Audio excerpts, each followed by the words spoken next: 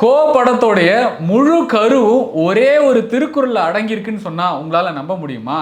ஆமாங்க, கேவி ஆனந்த் அவர்கள் கிளைமேக்ஸுக்கு முன்னாடி ஒரு திருக்குறள் வச்சிருக்காரு. எத்தனை பேர் இதை நோட்டீஸ் பண்ணீங்கன்னு தெரியல.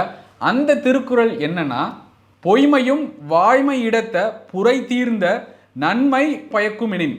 என்னதான் சிறகுகள் வசந்தன் கெட்டவனா இருந்தாலும் அவன் கூட இருக்கிற எல்லாருமே நல்லவங்க தான். சிறுகைகள் டீமே தப்பு பண்ணல, வசந்தன் ஒருத்தன் தான் தப்பானவன். மற்றவங்களுக்கு யாருக்குமே இந்த சதி வேலையை பத்தி தெரியாது. கிளைமேக்ஸ்ல இதை மறைக்கிறதுனால ஒரு பெரிய நன்மை நடக்குதுன்னா அதை நாம பண்ணலாம். இப்ப உண்மை தெரிஞ்சா ஆட்சி கலையும்.